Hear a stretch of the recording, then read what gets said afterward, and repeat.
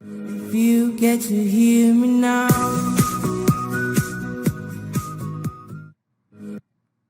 Olá pessoal, tudo bem? Na aula de hoje, nós vamos estudar um pouco sobre o conteúdo de astronomia, falando sobre as leis de Kepler, contando um pouco da história, como que surgiu as leis planetárias. Desejo a todos uma excelente aula. Bom, tudo surgiu com uma ideia, uma concepção do geocentrismo. Lá no século II, Ptolomeu criou teorias e estudos aonde ele provava naquela época que a Terra era o centro do universo, ou seja, todos os planetas, inclusive o Sol, giravam em torno da Terra.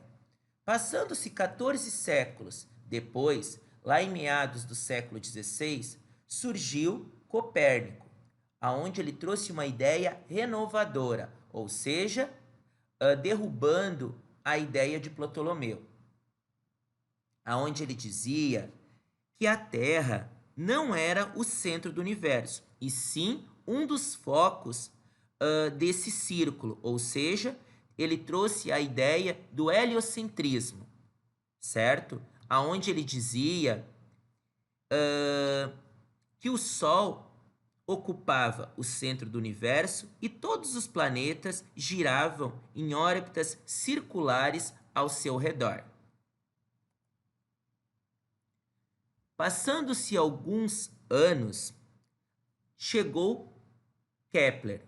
Johannes Kepler, um alemão, fundamentado também em teorias de Tycho Brahe, desvendou e apresentou falhas nas ideias de Copérnico, aonde ele apresentou um novo modelo, dizendo que o Sol ocupava um centro dessa elipse, ou seja, os planetas não giravam em órbitas circulares, e sim em órbitas elípticas ao redor do Sol.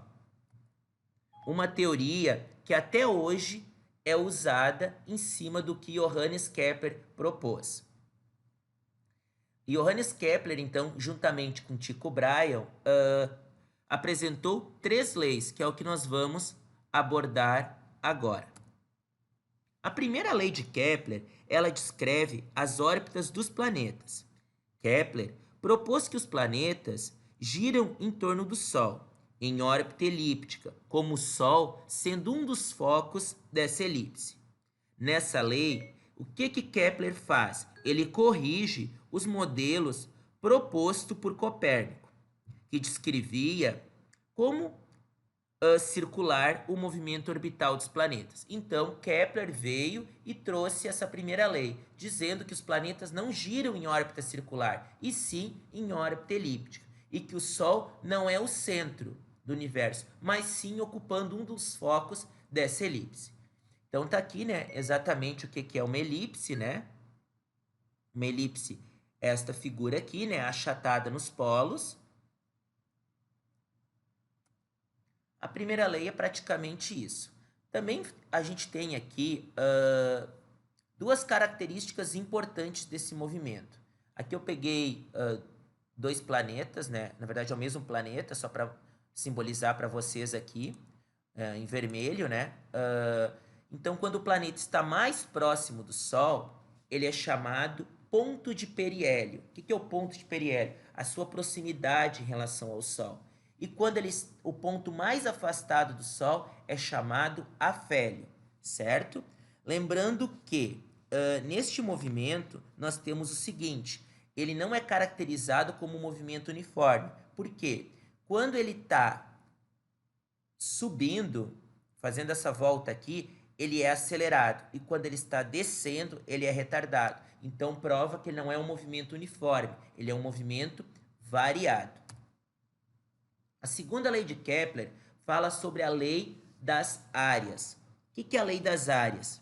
Ele assegura que o segmento, esse raio vetor que une o Sol a um planeta, varre áreas iguais em intervalos de tempos iguais.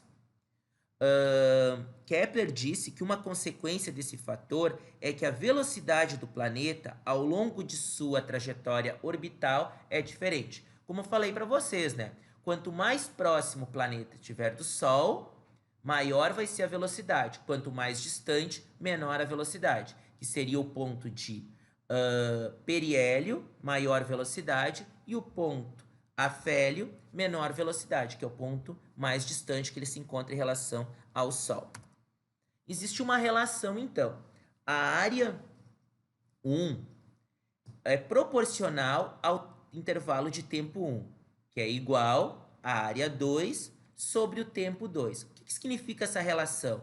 Que a mesma área que é varrida neste espaço aqui vai ser a mesma área varrida nesse espaço aqui. Criou-se essa relação.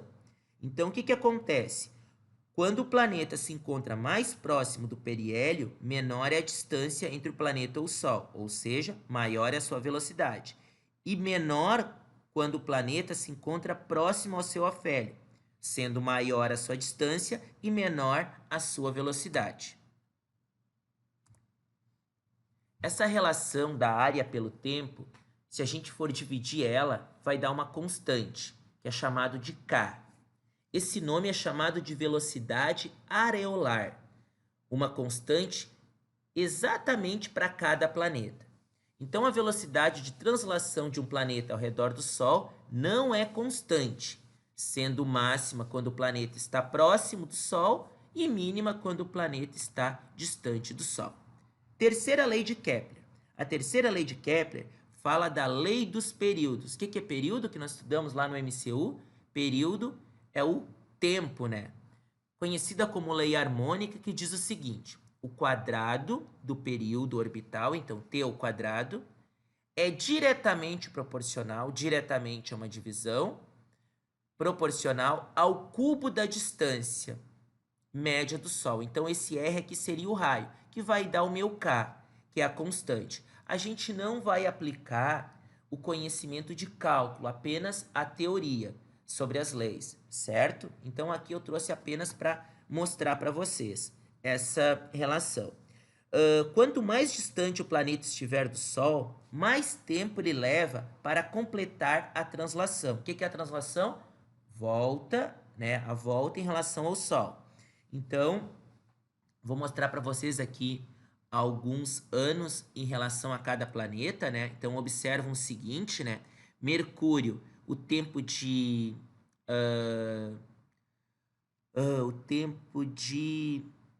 em anos, né, de translação dele é 0,24. Isso vai dar mais ou menos, deixa eu ver quantos dias.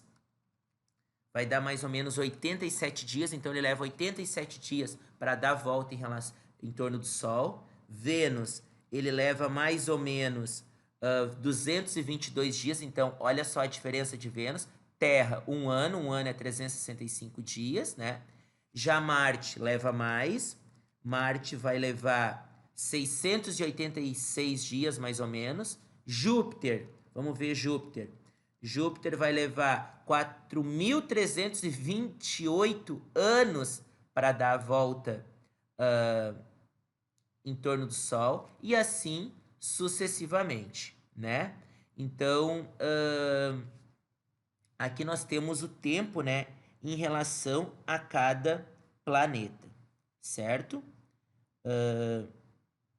Deixa eu ver aqui. 11,86, tá certo. Tava corrigindo, ver se estava certo na minha folha. Então, aqui eu trouxe algumas curiosidades. A terceira lei, então, quero que vocês entendam o seguinte: quanto mais próximo o planeta estiver do Sol, menor é o ano dele. Quanto mais distante o planeta estiver do Sol, maior é o ano de translação dele.